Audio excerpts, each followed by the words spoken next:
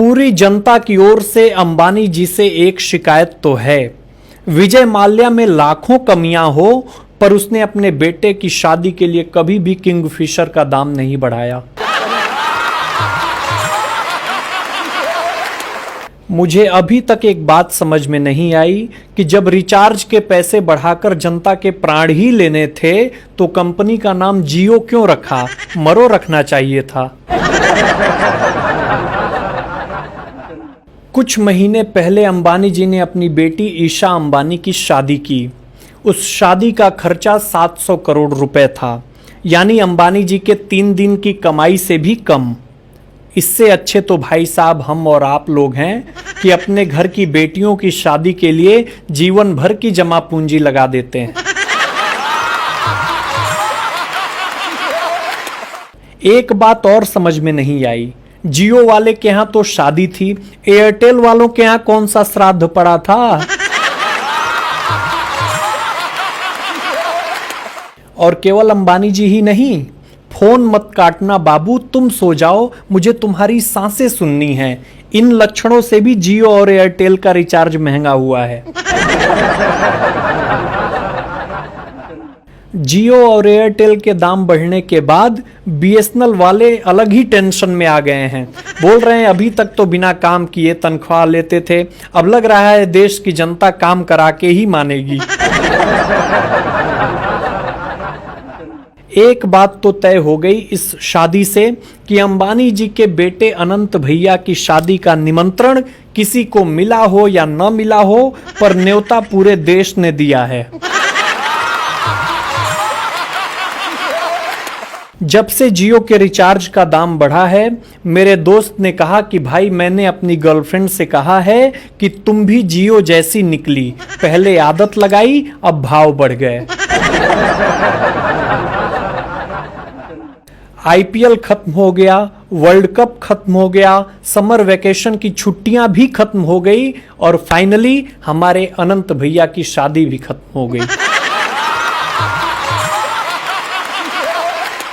जिस हिसाब से 20 से 25 साल के लड़कों के बाल सफेद हो रहे हैं, आने वाले समय में शादी के कार्ड पर लिखा जाएगा हल्दी से पहले हेयर डाई का कार्यक्रम शाम 7 बजे।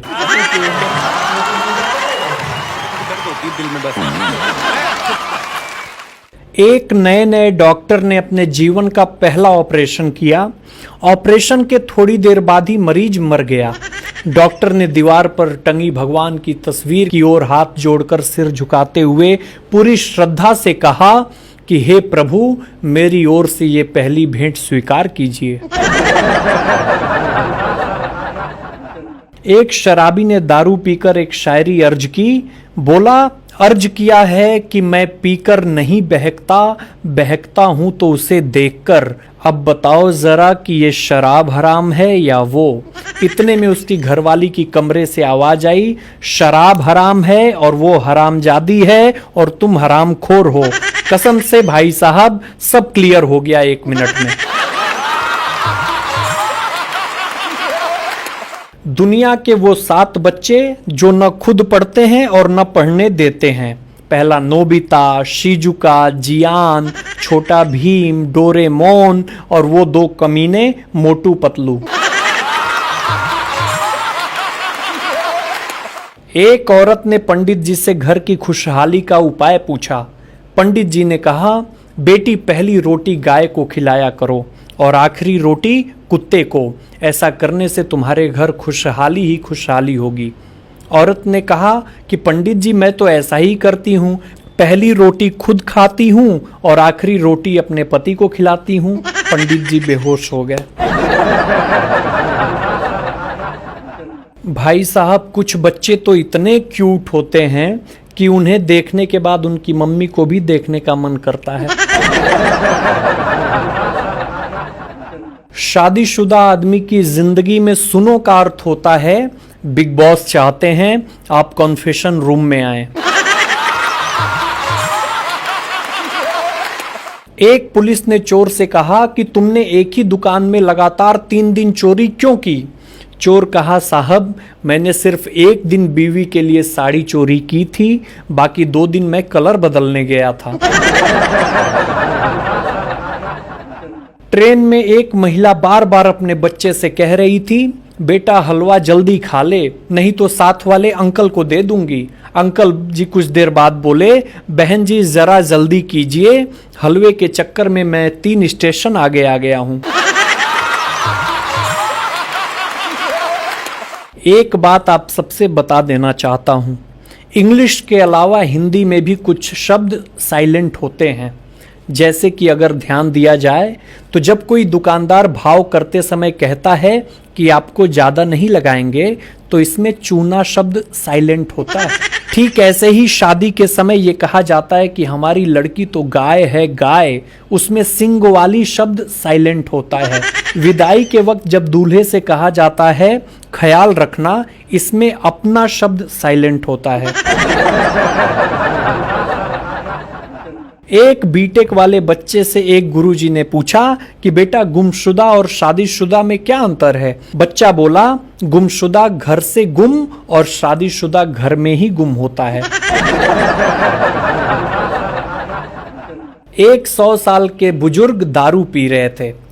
तभी किसी आदमी ने पूछा कि बाबा जी क्यों पीते हो, इससे लीवर खराब हो जाता है, आदमी जल्दी मर जाता है। बुजुर्ग बोला, क्या करूं बेटा, आदत पड़ गई है, शराब पिए बिना चैन नहीं आता। तभी वो आदमी बोला कि आपको कोई टोकता नहीं। बाबा बोले, बेटा क्या बताऊं, जो लोग टोका टाकी करते थे वे सब ऊपर चले गए। बहुत दिनों बाद आज तुमने टोका है, अपना ख्याल रखना। 21 साल के विवाहित जोड़े ने जब अपने खून की जांच कराई तो उनको शुगर निकला। जांच के बाद पता चला कि ये बीमारी उनको एक दूसरे को हनी, स्वीटी, चोकू, चोकोपी, स्वीट हार्ट, जानू, लड्डू आदि नामों से पुकारने के कारण हुई है। इसलिए मेरे भाइयों, अपने जीवन साथी को हमेशा करेला, हींग, हरी मिर्च, प्याज, लहसुन, काली मिर्च, लाल मिर्च, अदरक, नींबू, अमचूर आदि नामों से ही पुकारें और उनको शुगर होने से बचाएं। हमारे देवरिया गोरखपुर के लड़के भी कमाल के होते हैं। एक बाइक पर 2 लड़के बिना हेलमेट के जा रहे थे। तभी ट्रैफिक हवलदार सड़क पर चिल्लाते हुए कहा, रुको हेलमेट नहीं है। तभी वो कहा कि अरे साहब दूर हो जा, ब्रेको नहीं खे। एक जज साहब ने कहा कि तुम्हें तलाक क्यों चाहिए। पति बोला, जज साहब मेरी पत्नी मुझसे लहसुन छिलवाती है, प्याज कटवाती है और बर्तन मजवाती है। जज साहब बोले, इसमें दिक्कत क्या है, लहसुन को थोड़ा गर्म कर लिया करो, आसानी से छिल जाएंगे। प्याज को काटने से पहले फ्रिज में रख दिया करो, काटने के समय आंखें नहीं जलेंगी। बर्तन मांजने से 10 मिनट पहले भरे टब में डाल दिया करो ताकि आसानी से साफ हो जाएं। इतने में पति बोला, समझ गया हुजूर, अर्जी वापस दे दो, आपकी हालत मुझसे भी बुरी है। लड़कियां अक्सर अपने बॉयफ्रेंड का नाम अपने फोन में इस तरह सेव करती हैं, my love, Sweetu, darling, sweet heart, Honey baby, जानू। और हम लड़के अपनी गर्लफ्रेंड का नाम सोनू हलवाई, राशिद प्लम्बर, भोला फौजी, सरपंच, हवलदार, बिट्टू लंगड़ा, पप्पू मिस्त्री, कस्टमर केयर, बैटरी लो और मिस कॉल के नाम से सेव करते हैं। एक पार्टी में सुंदर सी लड़की से हंस हंस कर बात कर रहे पति के पास उसकी पत्नी आई और कही, चलिए घर चल कर के आपकी चोट पे आयोडेक्स लगा दूंगी। पति बोला, पर मुझे चोट कहाँ लगी है। पत्नी कही, अभी हम घर भी कहाँ पहुंचे हैं। एक डॉक्टर साहब ने एक मरीज की उंगलियों पर प्लास्टर कर दिया। मरीज बोला, मेरा तो आंख का ऑपरेशन हुआ है, तो आपने मेरी उंगली पर प्लास्टर क्यों किया। डॉक्टर बोला, ताकि तुम फेसबुक और व्हाट्सएप न चला सको और तुम्हारी आंखों को आराम मिले। एक पत्नी अपने बीमार पति को पीट रही थी। सास ने वजह पूछी तो पत्नी ने कहा, जी आयुर्वेदिक दवाई लाई थी, वैद्य जी ने कहा था कि अच्छे से कूट के देना। एक बार भगवान ने एक बूढ़े से पूछा, अब तुम्हारा बुढ़ापा आ गया है, कर्म के हिसाब से मुझे तुमको बीमारी देनी होगी। तुम्हारी भक्ति की वजह से 2 में से एक बीमारी चुनने का मौका देता हूँ, या तो यादाश्त खो जाएगी या हाथ पैर कांपेंगे। बूढ़े ने अपने मित्र से पूछने की इजाजत लेकर मित्र से पूछा तो मित्र ने कहा कि हाथ पांव कांपने की बीमारी मांगना, क्योंकि गिलास में से एक आध पैक छलक जाए तो कोई बात नहीं, पर बोतल रखी कहाँ है यही भूल जाओगे तो भारी मुश्किल हो जाएगी। एक लड़का प्लेटफॉर्म पर बैठा सिगरेट पी रहा था। एक औरत आई और उसके पास बेंच पर बैठ गई। सिगरेट के धुएं से परेशान होने पर उसने लड़के से कहा, जनाब अगर आप एक अच्छे इंसान होते तो यहाँ पर सिगरेट नहीं पीते।